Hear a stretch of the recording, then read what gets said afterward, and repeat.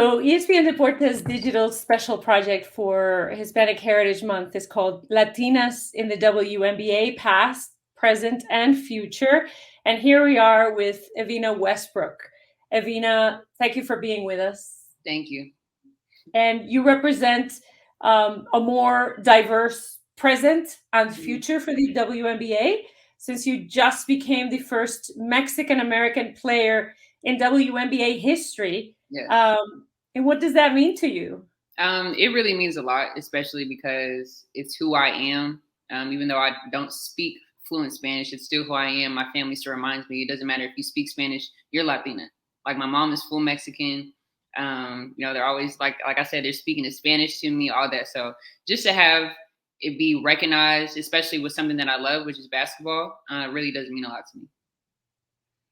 I think it's kind of surprising that it's the league's 26th season and you're the first Mexican American player that has taken this long. Do you think so?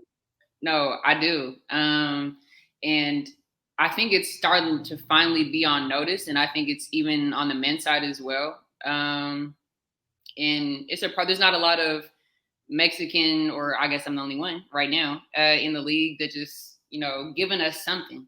And it's a really good thing that I'm the first one, but it says a lot. It's not a good thing at the same time. It's like, why am I the only one?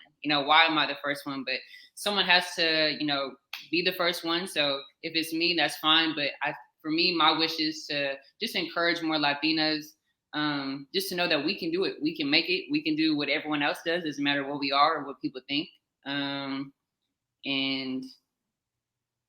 man, just trying to make the most out of it, really.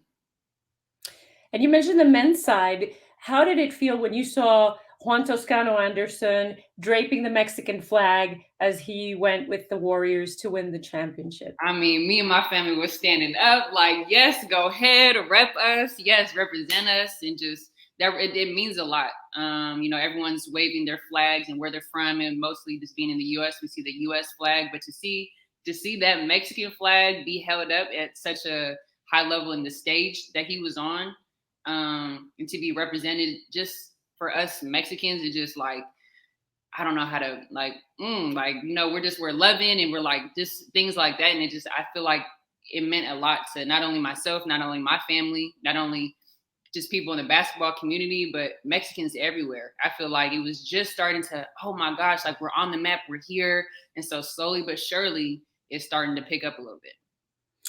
And in your case, so you have a name that not everyone thinks automatically, oh, she's Mexican, Evina Westbrook, right? Yes. So just how I look, my last name, everyone just assumes like, okay, she's Black. She's mixed with something, but no one could really know. We don't know what she's mixed with. But we know, okay, she looks Black, she's Black. And it was just starting to come out that people are like, I'm Latina. I'm half Mexican. My mom is full Mexican, and I'm proud to say that. I'm proud to be what I am. So now that people are starting to, get more like, oh my gosh, she's like, yeah. So it's starting to pick up more, and I love it. I love everything that it means. I love everything that it stands for. And like I said before, it's only going to continue to get better. But right now it's just, kind of getting it started.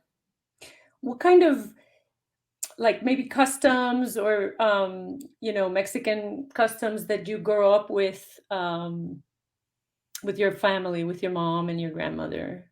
Well, I always had the duty of making tamales on Christmas.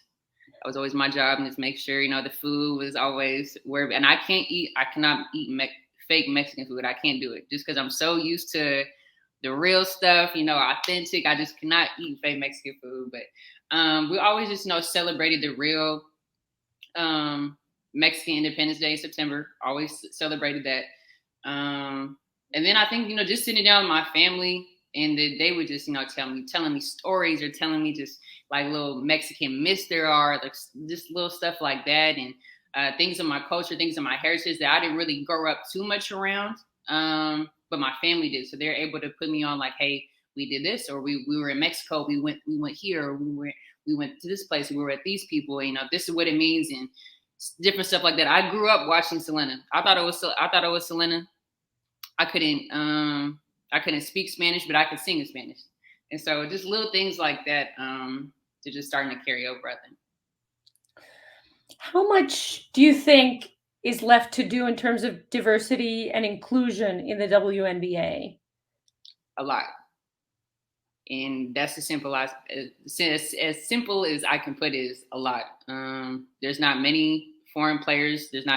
I'm the only Mexican player, like I said before, and it's going to continue to get better. And I think the first stepping stone is just helping Latinas all over understand that we can do whatever we put our minds to. If you want to be a doctor, you can be a doctor. If you want to be a basketball player, professional basketball player, you can be a professional basketball player. So, and I think society puts Latinas in this box of you can only do this, when we can do way more than that. You know, our box expands, but society has, hey, you can only do this, this, and this, or you can only be this, this, and that. But it's like, it's because of what I look like or who I am, you can't put me in this little box. You know, my box is out here, and that goes for everybody. And we're hardworking. We do it all. Whatever we put our minds to, we get it done. So, like I said before, if that's what you want to do, whatever you want to do, you put your mind to it, we're able to do it, regardless of ethnicity, race, everything. Tell us about your journey this year after being selected by the Seattle Storm in the second round of the 2022 WNBA draft. Yeah, so my story has been crazy, to say the least. But it's definitely been my story. And I think all over the league, all the players irradiate everyone's path, and everyone's story is different. And this being my rookie season, and it has been very different. It's been challenging, but it's been fun, and it's been eye-opening. I started out, like you said, got drafted by the Storm. I got waived a couple weeks later. I got picked up by the Minnesota Lynx. I played for them about a month. They let me go. And then that next day, Washington had picked me up. So I'm here for the rest of the season. I've been here for a little over a month now. Like I said, Latinos, we're known to be, and Latinos as well, we're known to be one of the most hardworking people out there.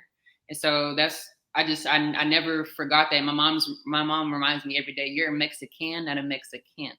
Okay, so I'll going through all my adversity and getting cut, I knew it was going to work out. All the time that I had put in, all the hard work that I had put in was going to pay off, and I had to just stay the course. And that's what I continue to do, and that's why I'm in the position that I am.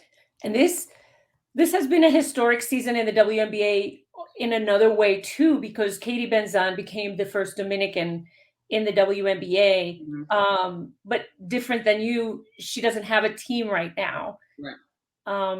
So tell us about the struggles of being a free agent in the WNBA and how hard it is to stay on a team. It's tough. There's only 144 spots, and there's so many great basketball players, deserving basketball players that deserve a roster spot and that deserve to be on a team. But there's only 12 teams, like I said, 144 spots. And at the same time, it's also a business. So, it might not even be you. You could have played the best basketball of your entire life, but maybe that's just not what the team needs. So it's crazy. It's a business. And just seeing her be the first Dominican on a team and having it be like, hey, she was the first. It was like, is she really? So everyone is searching up like, no, she can't be. But no, she was. She was. And it's hard. And she's another example. She's a great basketball player who had Mexican roots, who should be in the league, but just everything that's going on, there's a lot of changes that need to be done within the league. And it has been growing. It has been getting better. And I think in the future, as more future Latinas start to come into the league, it's going to get better. And I mean, speaking of Latinas, Rebecca Lobo and Diana Taurasi have been, were the ones who broke ground, if you will, in the league in terms of being the first Latinas. Rebecca Lobo with Cuban roots, and Diana Taurasi, proud Argentinian. Yes. Even though she's won 5 gold medals, right, for the USA. And that's what Hispanic Heritage Month is. They embody what it is to contribute in the US with Latino roots, with Hispanic roots. So Tell us what they have meant to you, Rebecca Lobo and Diana Taurasi. They really meant a lot to me, not only them being just fellow Yukon Huskies, okay, blue blue, but like you said, they were the stepping stone, they were the ground for us and for the future to come, in the present, the future to come. And there's so many just young females who really do embrace and look up to people like that, and who have continued to be that stepping stone for us, and who continue to pave the path that we're all that we're all working towards. So for them to really, really make a statement, not even just by them saying it, by them just doing it. Like you said, Dee has 5 gold medals, and Rebecca, I mean, she was a monster when she played, and she's still doing amazing things and still representing her roots. And so is Diana. So for them to do what they did, and for them to continue to do what they're doing now, like I said, just paving the way for the future to come. I mean, I couldn't have thought of any better to do that for us. So grateful, to say the least. And in terms of Mexican Americans in the league, Terry Acosta is not a player, but in 2019, she became the first athletic trainer in the league when, the Liberty hired her, and she's still going strong and advocating really for more diversity and more Latinas in the league in every capacity. How do you look up to her? Just, it's hard. I think everyone's been in the position where you feel like you're kind of the only one in your boat. In her case, she was the only Latina in her circle being the trainer. And that's tough. It's tough to be somewhere where it's like, you don't necessarily feel like you fit in, or you don't necessarily feel like you're with everybody else, if that makes sense. But like I said before, we're one of the most hardworking people there is, and anything that we do, we want to do, we get it done. So I think that's just been the biggest emphasis for me, and like what I am and what I represent. But her being able to do that, I think, again, just another stepping stone, another person who has paved the way for those to come. Her not being a player, but she works for the W. She's in the W. She's around us every day. She's helping her team with her team needs and things like that. And she's another trailblazer. I mean, at this point, we need as many as we can get. And as sadly as it sounds, not a lot of people know her name. Not a lot of people barely knew I was Mexican. So, we're working towards this, trying to get it out there so we can have more people come in. You mentioned your mom. So did your cultural values help lead you to the WNBA? I think so. I was, my mom is my best friend. And so, like I said, her English is her second language. She didn't start learning English until she went to school. So when we were younger, mostly my grandparents and people who were older always spoke to us in Spanish. My great grandma didn't know any English. I mean, would say chocolate, or, just couldn't pronounce nothing. So she always just spoke to us in English. And just even how we were raised and our values, like you said, and our morals was just like, we always do right by people. We don't, obviously, like this, we don't lie, we respect each other. And it's just like, I think everyone knows this in the community, but the love, that just the overall value of family that I was around was different than how my dad grew up with. They didn't do, like, we weren't hugging all the time, or they weren't, kissing each other on the cheek all the time every time we saw each other. But my mom's side of the family was like, no, like, what are you doing? Come here, come give me a hug, come give me a kiss. Like, you just walk in the door. So like little things like that. It was always just like a family unit. We're one, we do everything together, we lose together, we win together. And I grew up with that mindset of, my teammates, we're one, we lose together, we win together. If someone's down, we're all down. If we're all up, then if one person's up, then we're all up. It's like, I have one piece of bread, and I'm hungry, but I'm gonna split it 6 ways with whoever else is hungry. That's just how I grew up. That's just how I was raised. And I think, everything that my family stood for, and our traditions and things like that, and our values and our morals is definitely in who I am today. And, Hispanic Heritage Month recognizes people like you, the contributions of Hispanic Americans to the history, the culture of the United States. Mm-hmm. So you, as a Hispanic American woman, have undoubtedly made the sports world and this country a richer place. Um, do you have any words of advice and of wisdom for young Latinas who may look up to you and may want to follow in your footsteps? I would say my biggest words of wisdom that I could say was prove them wrong, or prove them right. And when I had talked about, the close knit in the family and traditions like that earlier, I had a good circle of people who, when I said I wanted to, I'm going to be in the WNBA. My moms, my cousins, people like that, they all stood behind me. So, and I had outside people like, oh, you're not going to do that. You can't. There's no way you're going to be in the WNBA. So, at a sense, I wasn't going to talk about it. I'm proving them wrong, but I was proving the people who always believed in me right. And there might not be people who believe in you, but I did. I believed in myself, and I was going to prove myself right. And just like I had said before, it doesn't matter what ethnicity you are. It doesn't matter what race you are. If you want to do something and you work for it, go get it.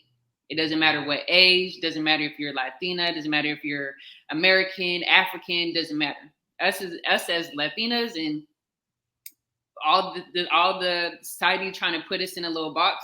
All that is out the window. If you want it, go get it and prove everyone who believed in you right. Perfect. Also, one last thing. Do you want to sing in Spanish since you said no. Only when Selena is singing to me, then I can como la flor. I'll dibble and dabble into that one. Just checking, because or Bitty Bitty Bum Bum is a go-to as well. So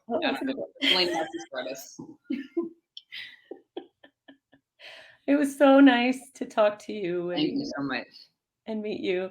Yes. So this will be coming out for Hispanic Heritage Month. So okay.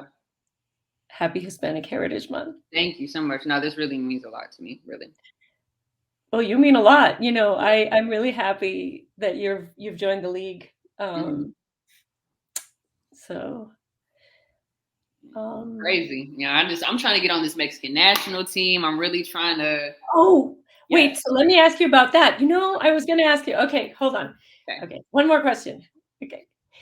So, Evina, and would you play for the Mexican national team? That is something that I currently have in the works right now, working on getting my Mexican passport. So definitely a dream of mine, and just the more as the days continue to just wind down, is something that I keep getting more and more excited for. Just to picture myself, I picture myself in every jersey. I'm a USA jersey, a WNBA jersey, a Connecticut jersey, a Tennessee jersey. And then now I'm just picturing myself in, red, green, and white, and it says Mexico on the front. And I think, just putting that on, I really think it's going to bring tears to a lot of people's eyes, especially my family. It might bring tears to my eyes. And it just means so much to me. And I really want others to know that. That would be amazing. I'm so excited. So hopefully we can get that going. Oh, and your level of play, I mean, I'm sure they want you on the team. Yeah, well, I'm trying to just come and compete with my fellow Latinas, and do it and show what we can do. So hopefully it works out. Perfect. Thank you. Thank you.